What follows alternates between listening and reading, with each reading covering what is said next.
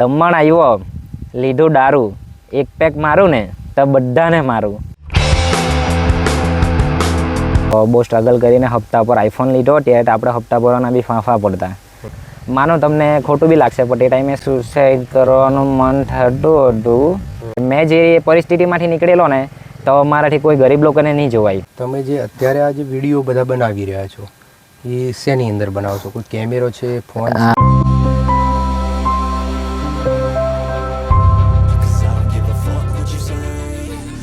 નમસ્કાર મિત્રો, હું છું Ravi Kher. Talk with Ravi Kher YouTube ચેનલમાં આપનું ફરી એકવાર હાર્દિક સ્વાગત છે.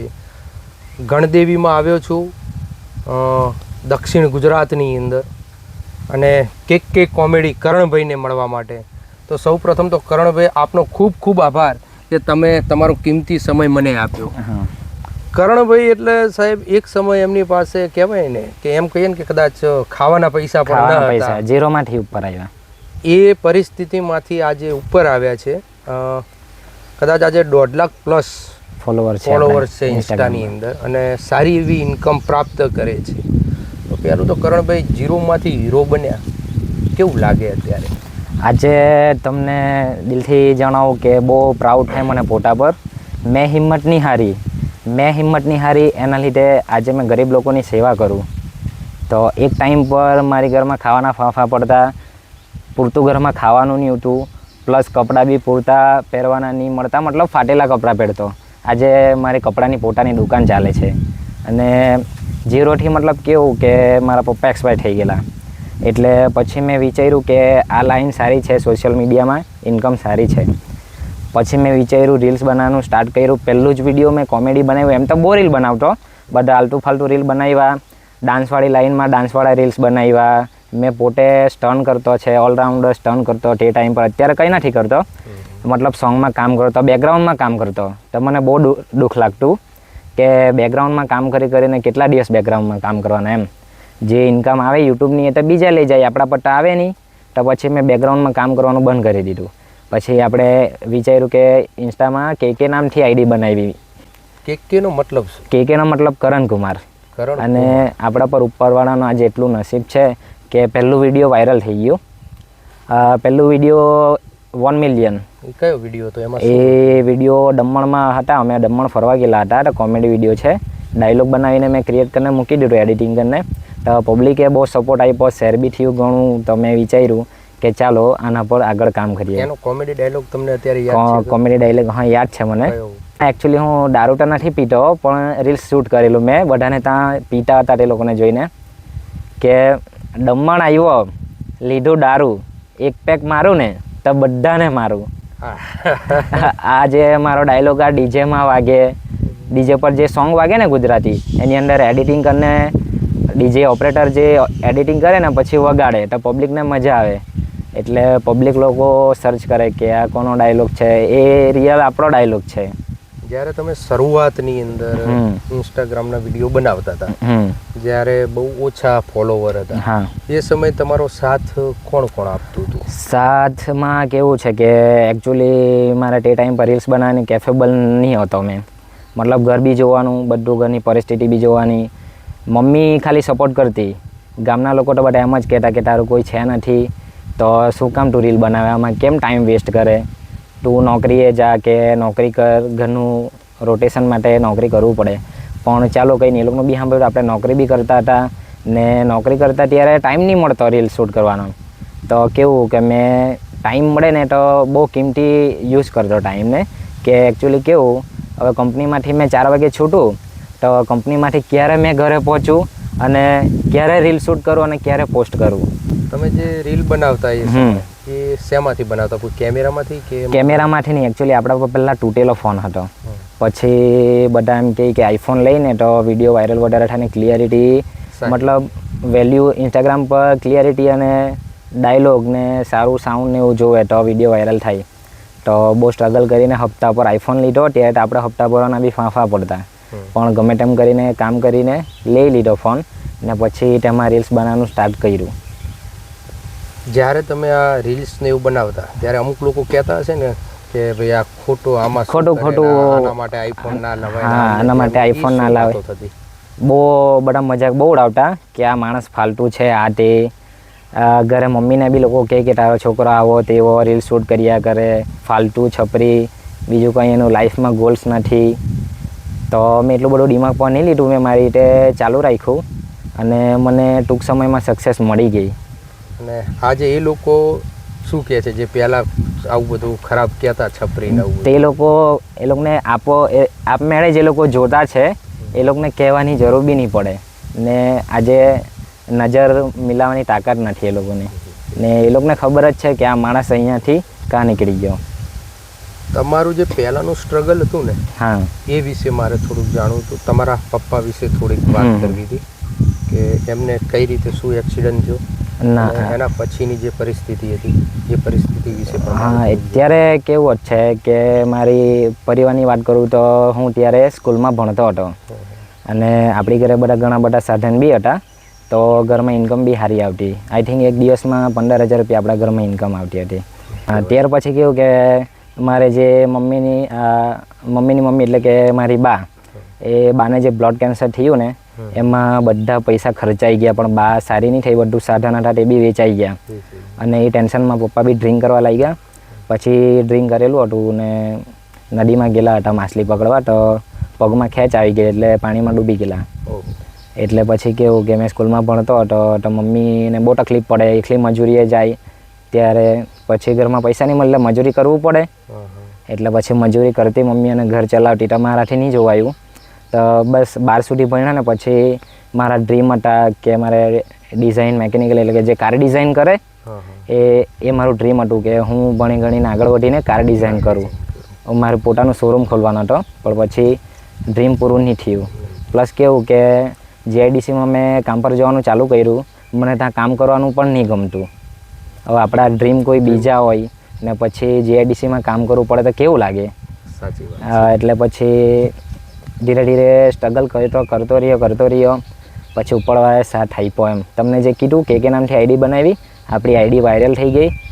બહુ સ્ટ્રગલ કર્યું, એકવાર સક્સેસ મળી ગયું એટલે પછી મેં વિચાર્યું કે હવે પાછળ ફરીને જોવાનું નથી. મેં સાંભળ્યું હતું કે એ સમય જ્યારે તમે નાના હતા, 10 વર્ષ પહેલાંની વાત કરું, તો એ સમયે તમારું જે મકાન હતું, ઘર હતું, એ પણ કે એ કામ તમે લાત મારો કે હાથથી જોરથી મૂકો મારો ને તો તૂટી જાય. બહુ ખરાબ. આપણું ઘર એકદમ કાચું જ હતું તે ટાઈમે.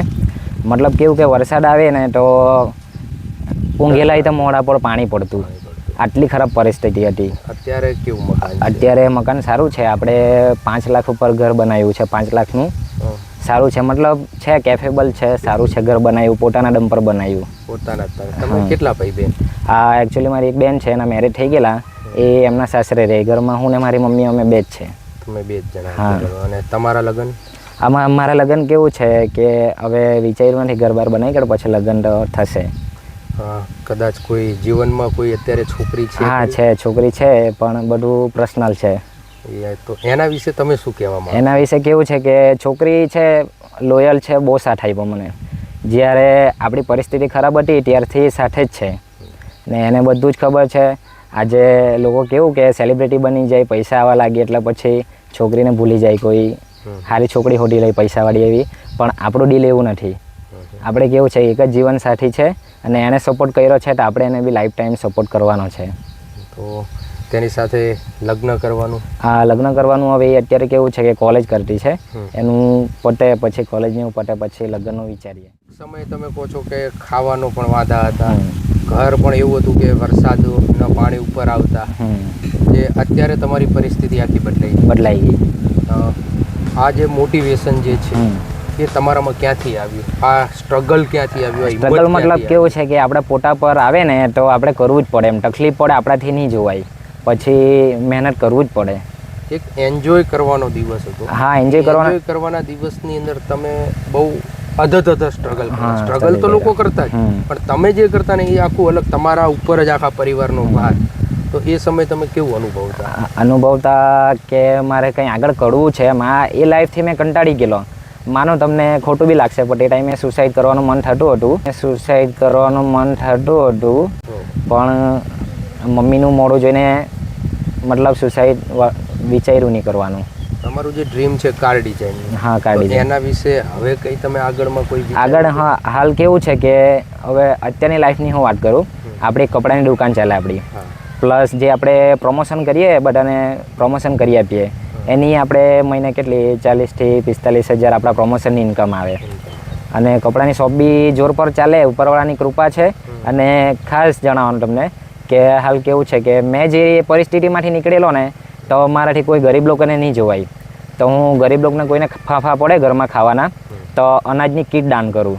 અને મેં પણ પોતે ફાટેલા કપડાં પહેરેલા, એટલે મને કોઈ ફાટેલા કપડાં પહેરેલું દેખાય એટલે ડાંગ બાજુ કશે બી મેં જામ ને તો મેં ત્યાં જોયું કે ગરીબ લોકો છે ત્યાં બધા, કે કપડાં એ લોકો પર પૂરતા પહેરવાના નથી, તો અમે કપડાં બી આપ્યા છે. આઈ થિંક 4 થી 5 લાખના કપડાં દાન કર્યા છે અત્યાર સુધી. 4 થી 5 લાખ હા. રૂપિયાના તમે અત્યાર સુધીના 2500 પીસ છોકરી લોકોના નવા કપડાં દાન કર્યા. હા અને દિવાળી પર કેવું કે આપણે કપડાં વેચતી જઈએ, આપણા પર સારા કપડાં હોય, હવે આપણે તો પૈસાવાળા છે, આપણે કેવું કે સારા કપડાં બી આપણે ફેંકી દઈએ અથવા એને સળગાવી દઈએ. તો મારું એક ટ્રસ્ટ છે, મિશન ટુ હેલ્પ, એ મારું ટ્રસ્ટ છે. તો કેવું છે કે મારા ટ્રસ્ટમાં છે, મારા મેમ્બર છે બધા છોકરા લોકો, એટલે ગામમાં છે, એ લોકો સપોર્ટ કરે.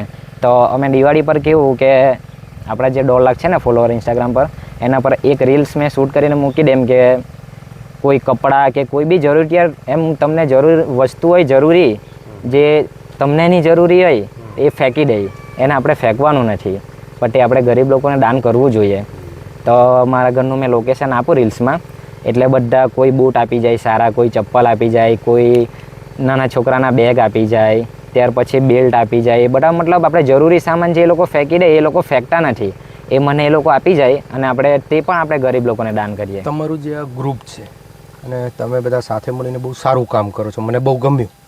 તો તમે જે અત્યારે લોકોની મદદ કરો છો, તો તમારો જ્યારે ખરાબ સમય હતો ત્યારે તમારી કોઈએ કોઈ મદદ કરેલી ખરી આવી?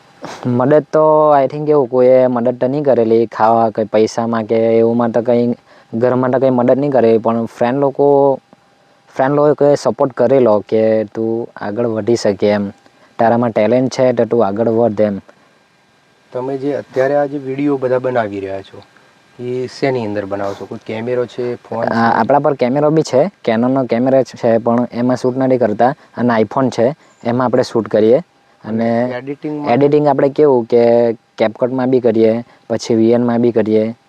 તો અત્યારે જે નવો ક્રિએટર બનવા જઈ રહ્યો છે, તો એ લોકોને તમે શું સલાહ આપશો? આમાં ક્રિએટર તો કેવું છે કે ક્રિએટર બને તો પછી પ્રોપર મહેનત કરવું પડે, એકદમ જોરદાર દમદાર મહેનત કરવું પડે. આ ક્રિએટરના સાચું કેમ ખાવાના ખેલ નથી, બહુ જ મહેનત કરવું પડે. અને કોઈ ટાઈમપાસ માટે પણ કરે અને મારી લાઈફ તમે જોઈ આ રીતે કોઈ આગળ વધવા માટે પણ કરે. તો મારે તો ખાલી એટલું જ મોટિવેશન કરવું છે આપણા સબસ્ક્રાઈબરને કે આ લાઈનમાં પડે તો બી સારું અને નહીં પડે તો બી સારું, અને પડે તો મહેનત કરવું પડે. ને આના થ્રુ કેવું છે કે એક ટાઈમ પર મારા પર કંઈ નહીં હતું, તમને ખબર જ છે. તો આજે મારા પર હું જે જોવે તે મેં અચીવ કરી શકું, સારી એવી ઇન્કમ આવે.